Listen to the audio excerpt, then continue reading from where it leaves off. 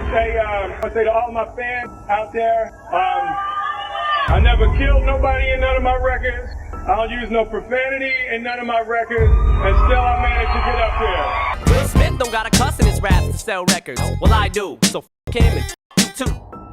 He dissed the whole gender of rap. He dissed gangster rap music. I respect him for saying his opinion, but not everybody is as happy as Will Smith about birds and bees and wants to rap about flowers. Then let him rap about birds and bees and flowers. I never used no profanity to sell records. Will Smith. September 9th, 1999. MTV Video Music Awards. Standing on stage in a sharp suit, grinning like only Will could. Movie star posture, squeaky clean confidence, and an image built to be adored by parents, sponsors, and Hollywood alike. To most of the audience, it sounded like a proud statement, a moral victory. But for Eminem, it was personal. That line wasn't just feel-good fluff. It was a warning shot. A subtle dig aimed straight at everything M represented. Raw, vulgar, unfiltered chaos. And M heard it loud and clear. Earlier that year, Eminem had exploded into the mainstream with My Name Is, a record that flipped the industry upside down. The video was manic, the lyrics were radioactive. He trashed pop stars, joked about violence, mocked his mom, and didn't go a single verse without dropping profanity that daytime radio couldn't touch. It was the opposite of polished and the opposite of Will Smith. So when Will stood on that stage, smiling, polished, and proud to be clean, M didn't hear a humble brag. He heard a direct contrast. He heard a challenge. Eminem didn't strike back right away. He waited, watched. And then in May 2000, he dropped The Real Slim Shady, the lead single off the Marshall Mathers LP. That's when he made it official. Will Smith don't gotta cuss in his raps to sell records. Well, I do, so f him and f you too. It wasn't hidden, it wasn't subtle. It was a direct hit, quoting Will's own words back at him, but laced with venom. That one line didn't just call Will out. It rewired how people saw him. The clean rap image that once made Will bulletproof now made him look soft. Suddenly, positive didn't mean powerful. It meant you were the guy in the punchline. And just like that, Eminem turned Will Smith, the biggest crossover star in rap, into a walking contradiction. One line. That's all it took, a single bar buried in the chaos of the Marshall Mathers LP, and suddenly, the man who'd been praised for keeping it clean was being laughed at for it.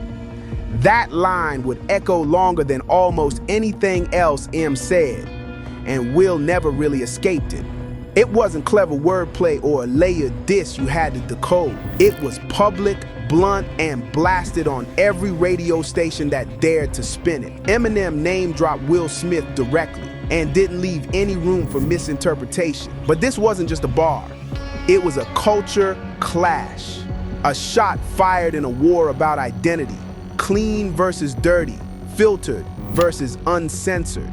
The Fresh Prince of Rap versus the foul-mouthed prodigy from Detroit. And with that one lyric, Will had picked a fight with the most dangerous pen in the game. But the beef didn't start on that VMA stage in 1999. It started earlier and more quietly. Back in 1998, when Eminem was still just a name floating through Dre's pipeline, he found himself in the same studio as Will Smith and DJ Jazzy Jeff. It was crazy because that was one of the times that Will was in town, and Will walked into the room, and I think I played Will just the two of us. And Will listened to it, and Will looked at him and said, "You're either gonna be the biggest flop in hip hop or you're gonna be the biggest thing that we've ever seen in hip hop." And he never forgot that. M wasn't famous yet. He was hungry, unpredictable, and buzzing with something no one could quite put their finger on. And when Will saw him, he didn't ignore him. He gave him a sentence that would stick for life. According to Jeff, Will said, "You're either gonna be the biggest flop in hip hop or you're gonna be the biggest thing that we've ever seen in hip hop." It wasn't hostile, but it wasn't warm either. It was cautious, calculated. Like Will could already feel the threat and wanted to say something before it exploded. And Jeff later admitted the tension was real and wasn't just another rapper passing through. He was the anti-Will. Wild, sarcastic, reckless, and unapologetically profane. Everything Will had worked not to be, because back then, Will wasn't just successful, he was symbolic. He had just won big with Big Willie style, had the whole world dancing to getting jiggy with it, and was starring in major blockbusters.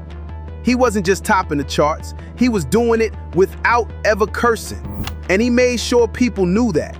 Even beyond award shows, Will made that message a core part of his identity. His grandmother once left him a handwritten note telling him that if he needed to curse in his raps, he wasn't smart enough to find better words. That letter became legend, retold in interviews and documentaries for years. I remember when I was about 12 years old, I started rapping. And so I got one of them little black speckled composition books, and I started writing all my rhymes. You know, I'm in Philly, a young boy, so I had all my curse words and all that. And she found my rap book. And she never said anything to me, but she wrote in the back of it, "Dear Willard, truly intelligent people do not have to use words like this to express themselves. Please show the world that you're as smart as we think you are. Love, Gigi." And for a while, that image worked. It gave Will protection, mainstream credibility, the Hollywood glow-up.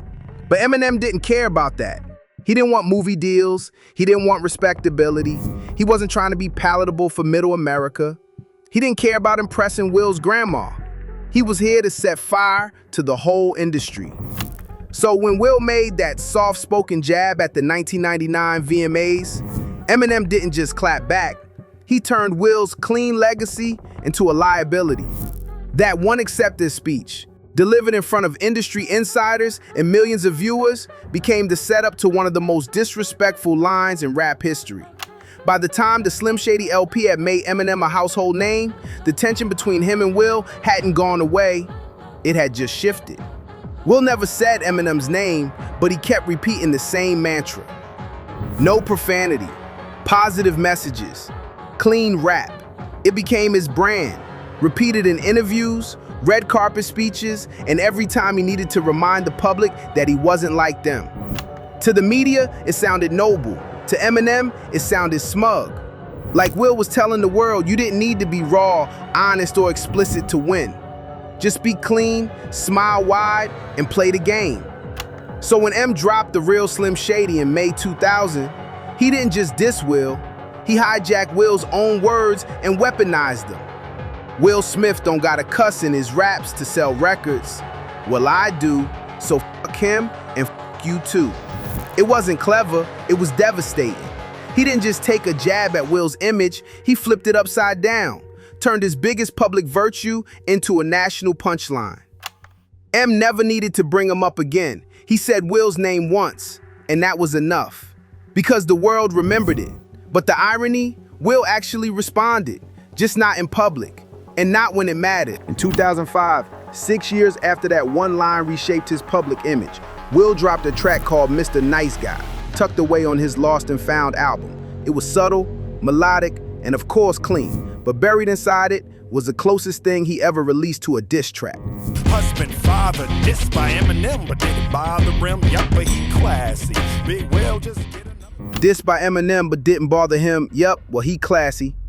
It was a strange move, a delayed, sanitized clapback that barely registered. It didn't sting, it didn't trend, it didn't even spark a reaction.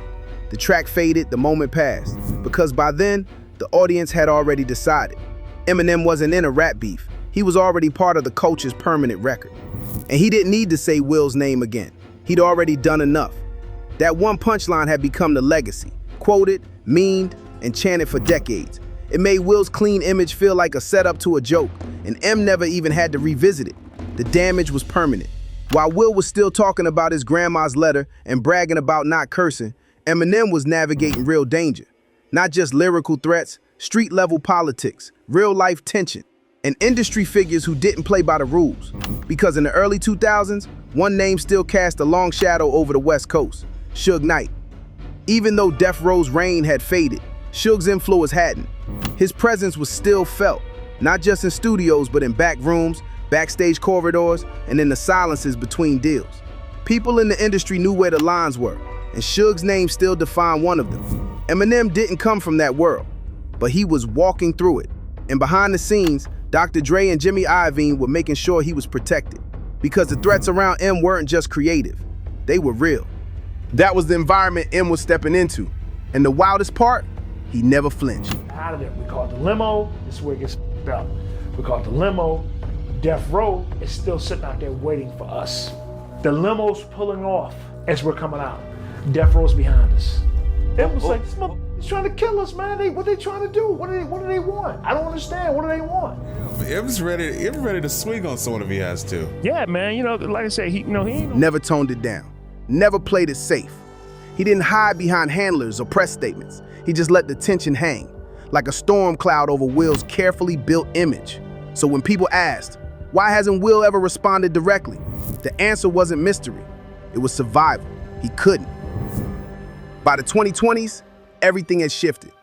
Eminem wasn't just a rap legend. He was a cultural monument, a rock and roll Hall of Famer, a battle-tested icon whose lyrics were dissected in college classrooms and remixed into viral sound bites. He'd outlasted the moment, the controversy, even the album itself. And Will was still being asked about a bar that dropped over 20 years earlier. Still trying to navigate a legacy that, in part, wasn't his to control anymore.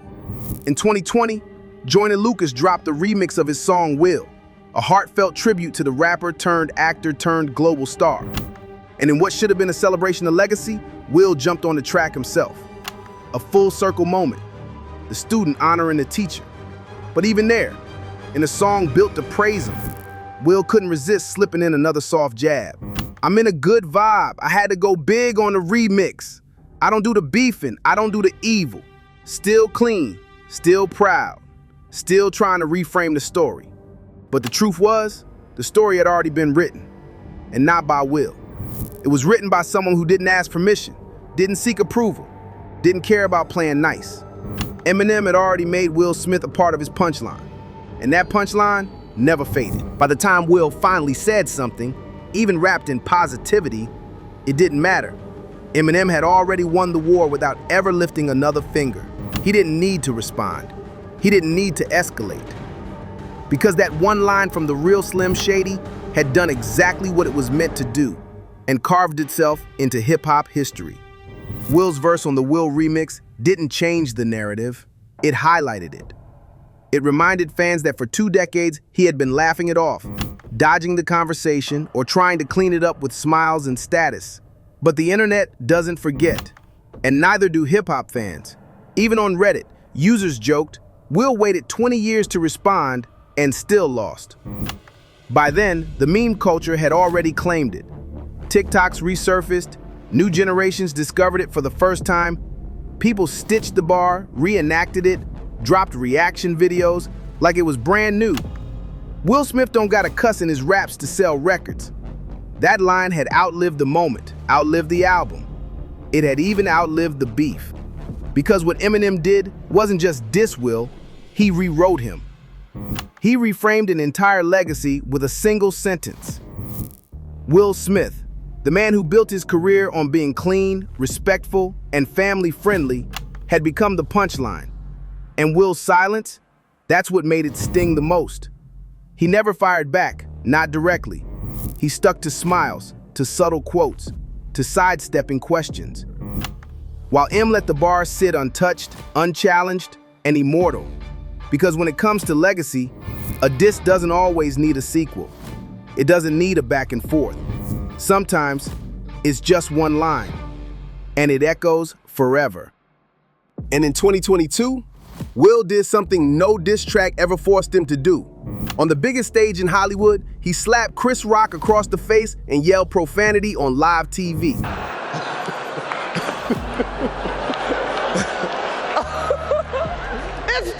That was a nice one, okay. Oh, wow. Wow. Wow, dude. Yes. It was a G.I. Jane jump. Keep my wife's name out your mouth. I'm going to, okay? The man who once bragged about winning awards without cursing had finally broken his own code in front of the entire world. Eminem didn't say a word. He didn't have to. Because after all these years, Will proved him right with a slap.